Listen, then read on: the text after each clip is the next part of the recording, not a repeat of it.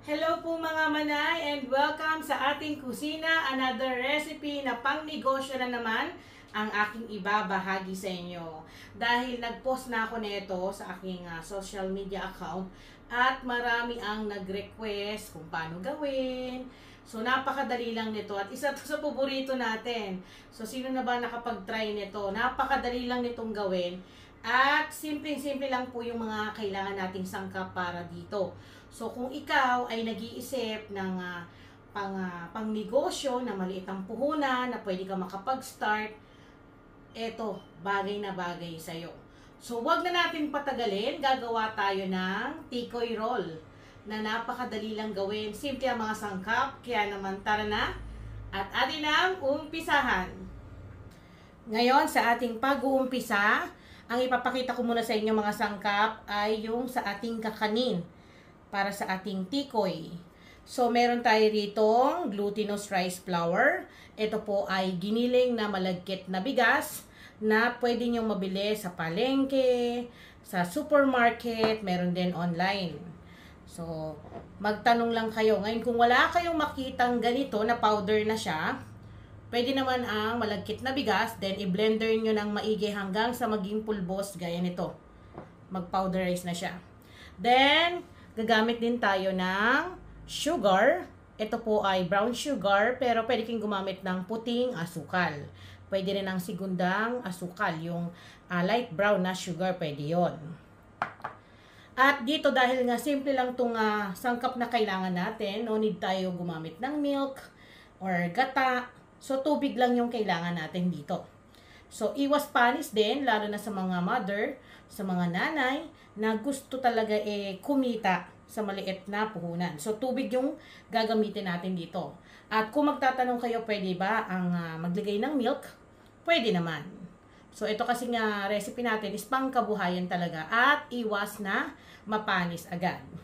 Then, para naman mabango yung aroma, gamit tayo dito ng French vanilla. Gamit ko ay Flavor Aid ng Bakersfield.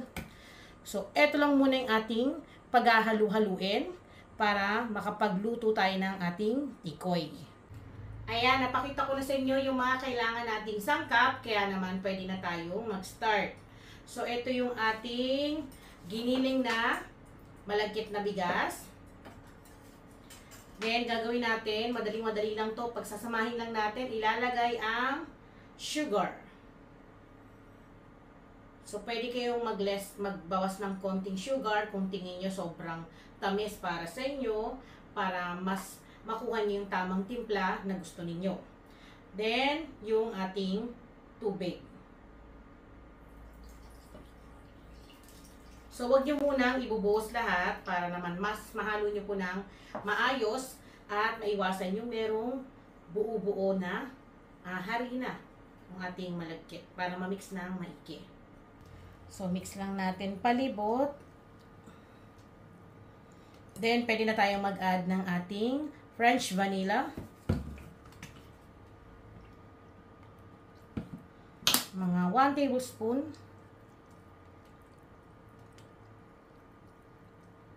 Then, saka tayo mag-add ng natitira nating tubig. Lagay na natin lahat. At dahan-dahan ulit natin haluin. So, dito wala namang overmix na magaganap kasi ito po ay malagkit. So, mas mainam lang talaga. Ang importante, mahalo natin ng maayos na walang buo-buo gaya nito. Para wala kayong matitikman na sobrang tigas na texture ng malagkit. Then, pwede rin kayo maglagay dito ng iba't ibang flavor. Gaya ng ube, buko pandan, strawberry, or mango. So, gamit nyo ay Flavor Aid. So, yan. Kanawin lang natin ng ganyan para mas mahalo natin ng maigi.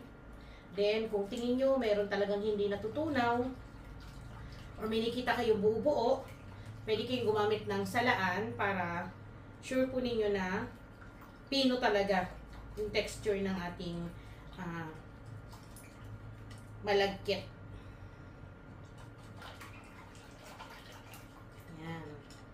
kakanaw-kanawin nyo palibot, pati yung pinaka-ilalim.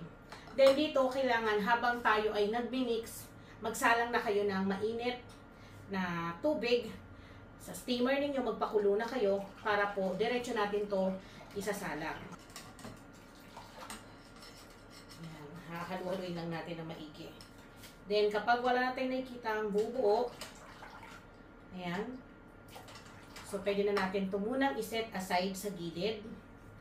Set aside ko muna ha. Tabi lang din natin to. Ayan yung ating mga ginamit. So ipapakita ko sa inyo, meron tayo ditong square pan na kung ano yung tingin ninyo na kakasya sa steamer na gagamitin ninyo. Then, meron din tayo itong plastic labo. So, ito, malaking bagay ito ang may tutulong sa inyo mga manay. Sa mga nanonood ngayon, so disclaimer ha, sa mga sabihin, plastic yan, baka magkameron ng react. Nasa inyo, pwedeng huwag nyo gamitin or pwedeng nyo gawin. Kasi pansin nyo naman, di ba, kahit sa mga microwavable plastic, pwede natin i-steam, or minsan sa mga silicone molder, nag-i-steam din tayo. Kahit na although gawa yun sa plastic. So, etong plastic labo, ito yung makakatulong para hindi po tayo mahirapan magtaktak ng ating malagkit sa ating pan. So, hindi na siya didikit sa ating pan. So, mas mapapadali yung pagtanggal natin. Bali, meron tayo ditong square pan. Ito yung kakasya dun sa gagamitin kong steamer. Then, gagawin natin is magbabrush lang ako dyan ng konting oil bago natin to ipatong. Yan. Bago natin to ipapatong itong plastic para lumapad siya, maplat natin na maayos. Then, saka tayo maglalagay ng ating butter ng kakanin. Okay. So, kukuha lang ako ng ating brush. Then, ito na. Yung, gagamit na lang ako ng ating butter para mas scrape ko siya ng maayos. So, ibabrush lang natin dito sa ating pan. So, maglagay lang tayo sa palibot. Ganyan. Para po yung plastic na ilalagay natin, hindi siya mag-slide, gumalaw-galaw, nakadikit lang talaga siya sa ating pan.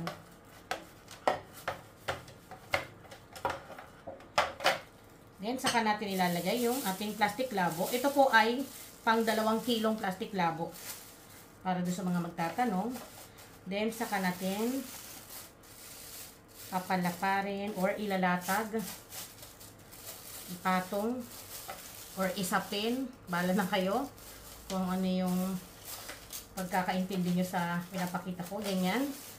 Para pag naluto yung ating tikoy, kahit po sa mga tawag dito sa pinsapin, yan, pwede nyo gawin dito. Sa kutsinta, sa puto cake, pwede rin. Yan. So, nakita nyo, naka-stay na siya ng ganyan, hindi siya gagalaw. Then, saka tayo maglalagay ng ating malagkit. At kapag tapos na tayo maglagay ng plastic sa ating gagamitin na pan, so, yung ating malagkit, hahatiin natin to sa 2. Huwag masyadong makapal para 2 yung magagawa natin. Ayan. Then, itong matitira, mamaya natin to gagamitin sa pangalawang pagsasalang natin. So, ayan. Tapos na tayo maglagay sa ating pan. So, pwede na natin itong isalang sa ating steamer. At dahil manipis lang naman to, so, yung mga ganito, pwede natin itong i-steam ng mga about 20 to 25 minutes sa katamtamang apoy lang. Huwag nyo pong lalakasan para hindi naman siya yung umumbok or yung parang aalsa. So, kailangan katamtaman lang ang apoy once na kumukulo na yung ating tubig. So, dahan-dahan ng paglalagay para maiwasan na mapaso. Talagang mainit yan dahil nag-i-steam tayo.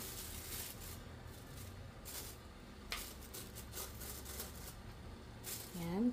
Pwede kayong gumamit ng mga lyanera, ng leche flan, or mga round pan, kung ano yung tingin niyo na kasya sa inyong gagamitin na steamer. Tapos tatakpan ko na. So hindi po ako naglalagay ng towel ha, pero pwede naman kung gusto niyo maglagay ng towel sa inyong takip, pwede naman po yun. Kasi ito naman is pa-slide talaga. So yung tubig niya is tumatapon talaga sa pinakagilid ng ating steamer. So hayaan muna natin yan dyan. Hayaan natin ng mga ilang minuto bago natin to balikan. At habang nag-i-steam tayo ng ating malagkit, meron naman tayo ditong toasted nuts o mani. So pwede kayong makabili nito na luto na toasted na siya na ganito, or pwede naman yung hilaw na mani na nabibili sa palengke, tas i-toast nyo lang sa pan hanggang sa mag-golden brown, gaya nito. So ito, umaabot to ng 1 cup and 1/4 ang sukat. Pero nasa inyo kung gaano karami gusto nyo mani ha. So ito po ay wala ng balat. Then, ang gagawin natin is gagamit tayo dito ng food processor. So kailangan natin tong pinuhin. Pwede rin naman ng blender para mapino natin siya dahil dyan natin i-roll yung ating tikoy. So, lagay natin dito lahat. Happy Mani, pwede nyong itry yun. Mas mura. Para hindi na kayo magluluto pa.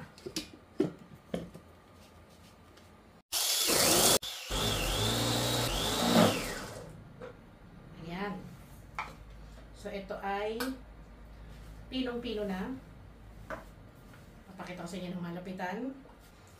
So, ito na yung mani na ating giniling. So, kailangan ganito. Parang ano siya, pang pandesal. Para dito natin mamaya papagulungin yung ating tikoy. So, ilipat natin sa tasa ulit o sa ating lagayan. Then, iset aside muna natin to. Mamaya natin to gagamitin. Ngayon, makalipas ang ilang minuto nating pag-i-steam dito sa ating kakanin, ay pwede na natin i-check.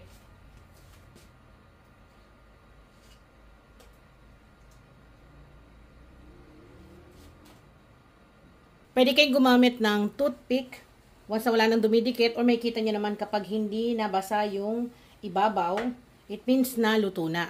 So, tutusukan pa rin natin para sure. Ayan. So, hindi na basa. Pwede na natin tong hanguin dito. So, dahan-dahanin na lang natin ang pagtanggal para hindi tayo mapasok. Ayan.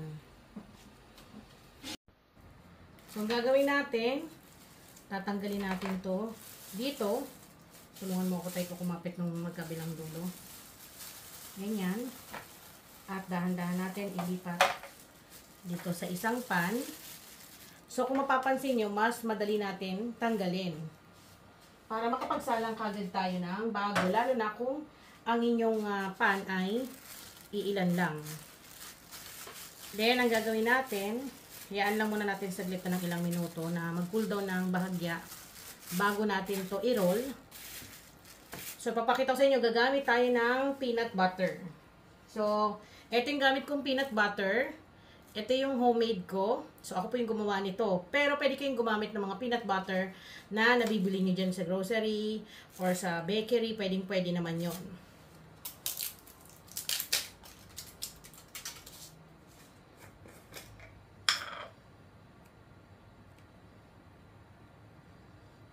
Kita nyo? So, ito po ay purong-puro. Kita ba, Tay? Purong-puro po yan at hindi siya yung ma-oily na mahirap tanggalin or tumitigas kapag na-stuck ng matagal. So, ganyan yung kanyang texture. Napaka yummy. O, diba? So, palaman sa tinapay. The best na pang tikoy. So, maglalagay tayo dyan mamaya ng palaman sa gitna para ma-roll natin yung ating tikoy. Kapag okay na, gamit tayo ng isang tray. Pahiran nyo lang ng konting-konting oil Then, ilagay natin. Para malipat natin sa pan. Dahan-dahan natin tatanggalin sa plastic.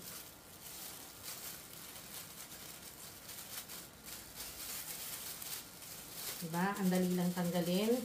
Para hindi na kayo nahihirapan kung sakali na iisa lang yung inyong gamit na pan sa inyong paggawa ng tikoy. Ganito yung gawin ninyo. Kahit sa kutsinta. So, bali dito, ang gagawin natin, iplatin lang natin ang bahagya. Huwag yung lalagyan ng oil yung ibabaw kasi hindi yan maglalak kapag nilagyan nyo ng oil itong ibabaw. Then, gamit kayo ng palaman. Kailangan sa gitna lang.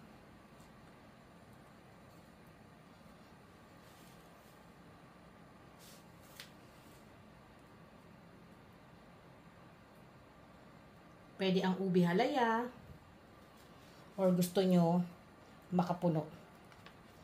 So, hindi na po ako nag-gloves. Huwag kayo mag-alala dahil malinis po ang aking kamay. Kasi didikit siya sa gloves eh. Gamit na lang kayo ng spatula na pang-roll gaya ng ginagawa ko para dumikit. Yan. So, nakikita nyo, dumikit na, di ba? Kapag dumikit na, yung magkabilang dulo, gamit kayo ng pangkat.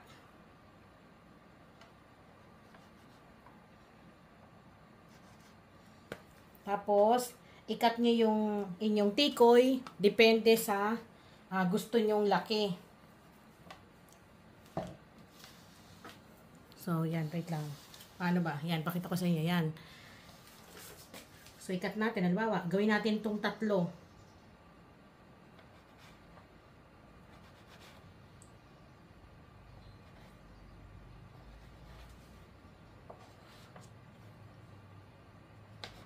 Yan, 3 na. Saka natin isasawsaw or ididip doon sa ating pinino na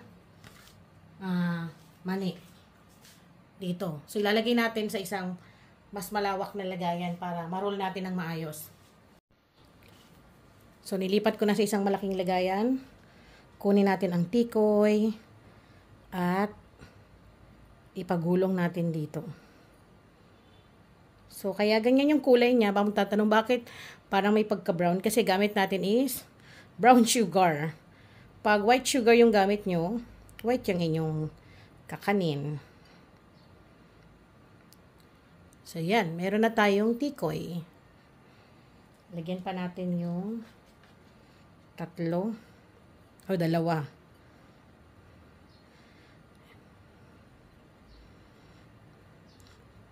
Para meron na kayong dagdag idea, pambenta.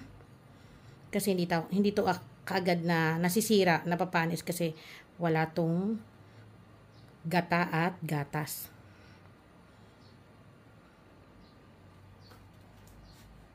So, ipa-platin ulit natin.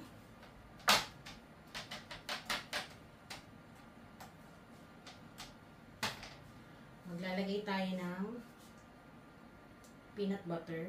Ngayon kung magtatanong kayo, Manay, saan pwede mag-order niyan? Check nyo po sa online. Hindi ako sa peanut butter eh. Sarap na ito sa pandesal. Tapos, i-roll lang natin ng ganyan na. Dahan-dahan lang para po maganda yung pagkakaroll. Huwag kayo magmadali kasi kapag minadali nyo, pangit kalalabasan. So, dahan-dahan lang yung pag-roll natin. So,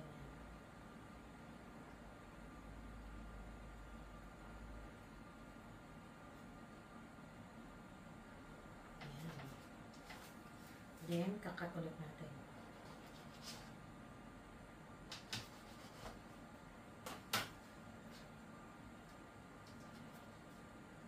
Tapos, hahatiin sa 3. O, diba, ang dali lang para lang tayo naglalaro.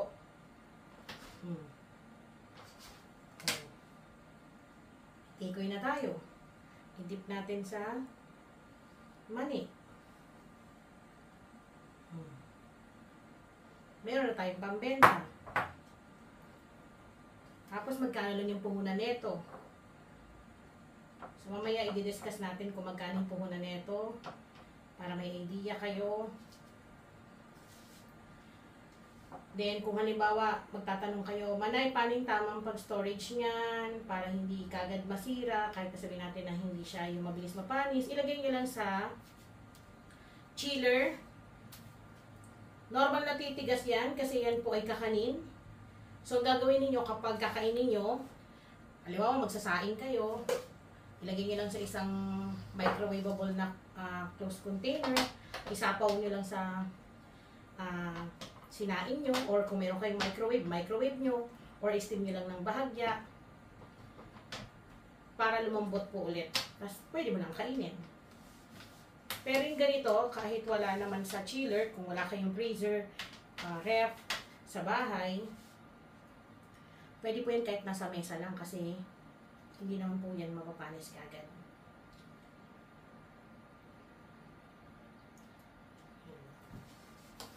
Kagutom, no? Then, gawin ulit natin yung ginawa kanina natin. Ganyan lang. Gamit yung ating silicone spatula. Tapos, dahan-dahan.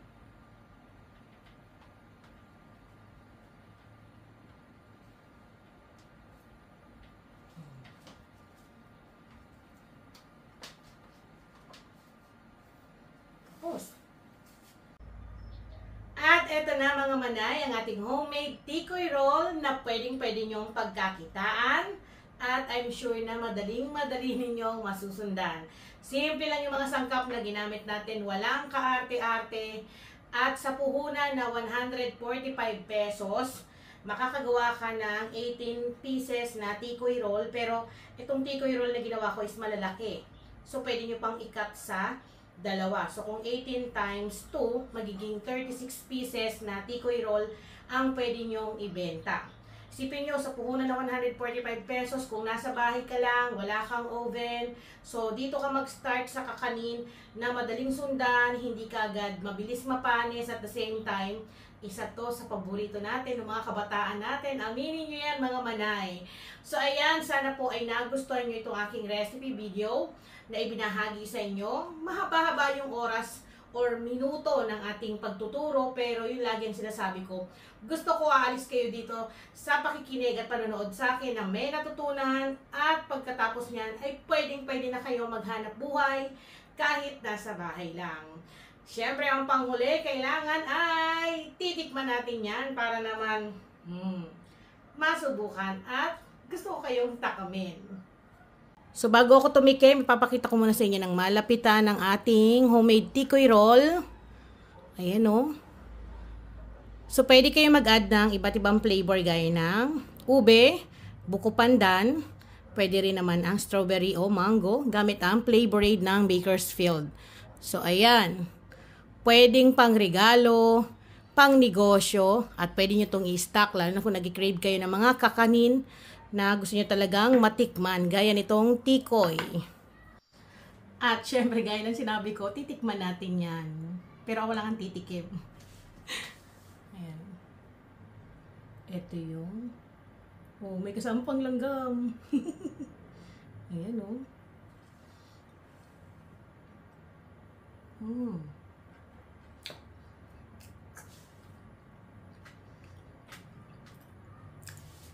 Ang sarap na ito pag may kape.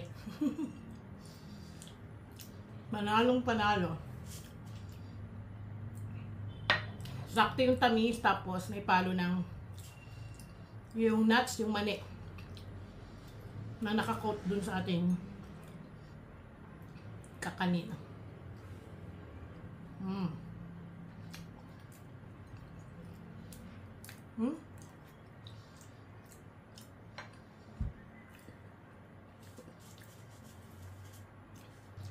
So, muli ako po ang inyong madiskarting nanay. Maraming salamat po sa inyong panonood, at sana ay masubukan nyo ang ating homemade tikoy roll ni Manay. So magkita-kita po ulit tayo sa susunod. Paalam!